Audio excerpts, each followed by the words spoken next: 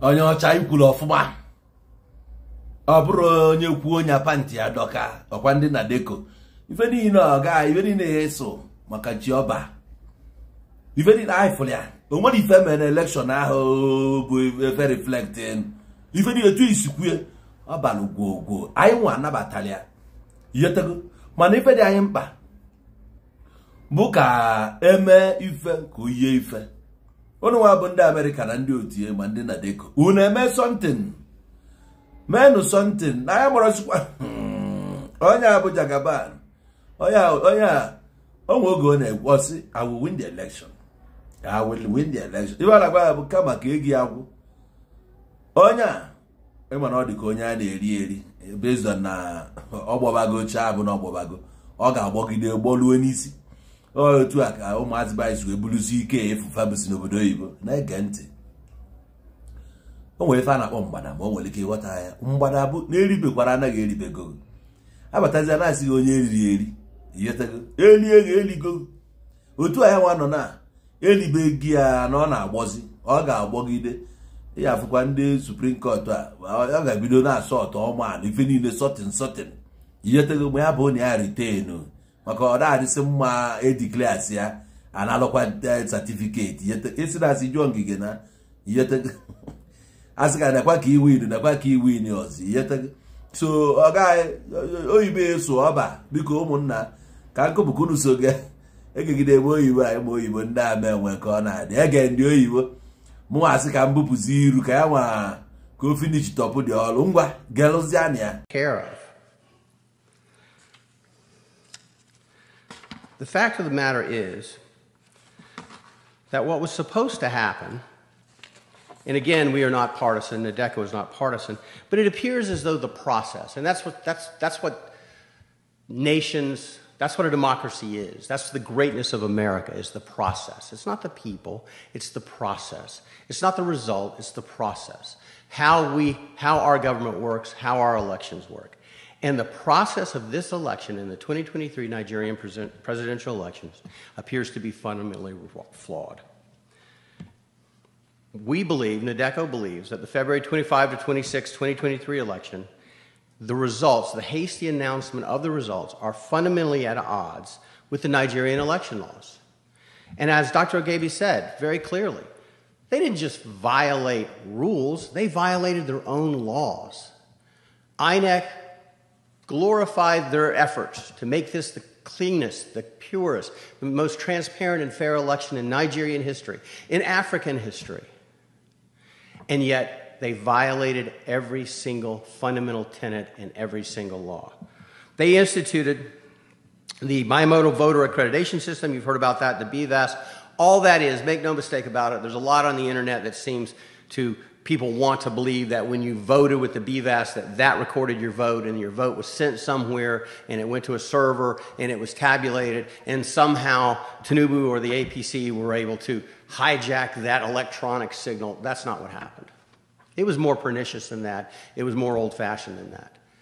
All the BVAS does was gave you two modes of identification, both your card, you put your voting card, your PVC in, and it also did your fingerprint and face identification. But it failed. And the reason BVAS was important is so that people couldn't vote more than once. Vote early, vote often. The reason that it's important is so people could not vote that had fake cards. And on the issue of the PVC cards, INEC announced, this is INEC themselves, said that there were 87.2 million PVC cards collected. That was out of 93 million registered voters. So approximately 6 million people were registered. They just didn't bother to get their voting card. No one knows why. It just happens. But what's fascinating is, if you consider it true that 87.2 million people had PVC voting cards and could have voted, the declared winner of this election received 8.7 million votes. Now, out of 87 million, the math's not real hard. That means that Mr. Tinubu got 10% of the vote. He will be ruling the wealthiest economy in Africa with a mandate of 10% of the population. That's extraordinary. Something is seriously wrong. something is seriously wrong. Additionally, we believe that what has to happen and why we're here today, and Nadeco is leading the charge, we believe that INEC has to prove itself. It has to prove the results it announced were true and were real. There are 176,600 polling stations. That's a lot of polling stations. INEC's rules required each polling station to collect the votes, count the votes, and they do it the old-fashioned way. They get the paper votes, they count them. They put them in stacks for each of the primary candidates. They were to gather those results, publish the local results, and then transmit the results, and ultimately they would go to Abuja and be certified. Well, what happened was they published some of the results early on, and then they took them down. And so what they have is something that looks a little bit like this, scribbling, when it used to look like this, where it was written. Someone didn't like the results. That's what appears to have happened. Dr. Ogebe observed it happening. So what we have is vote rigging, vote buying, and bribery. So despite INEC's efforts, nothing good happened. And we're back to the same old thing, the same old efforts. So what do we do? What do we do in the United States? What do we do as members of the diaspora? What do we do as international attorneys or international law folks? What do we do to ensure democracy can thrive? That the promise of 1960 can become true again, hopefully. Well, we are asking that INEC throw open the curtains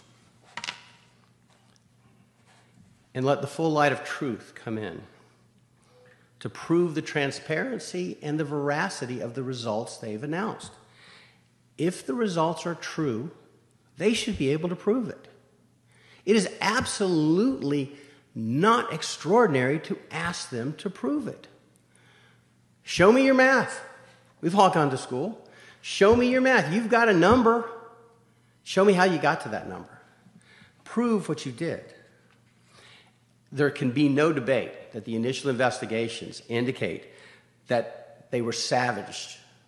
The rules were savaged. The rights of the electorate were savaged. It was polluted by blatant and widespread corruption. And as Dr. Lloyd said, the four horsemen of democracy's doom, bribery, intimidation, insecurity, and vote rigging, appeared to trot and run roughshod all over the nation. They were harnessed to skew the results. We, Nadeco, call upon the people of Nigeria to act peacefully, but to demand that proof be provided to them, that INEC prove the results they've announced. We also call upon the international community to join together with the Nigerian judiciary in a concerted effort to condemn and set aside the hastily announced results and instead proceed with the solemn seriousness this deserves. Again, one of the world's great nations is at peril here, continues to be at peril here. We need to make sure we don't continue to turn our back on Nigeria.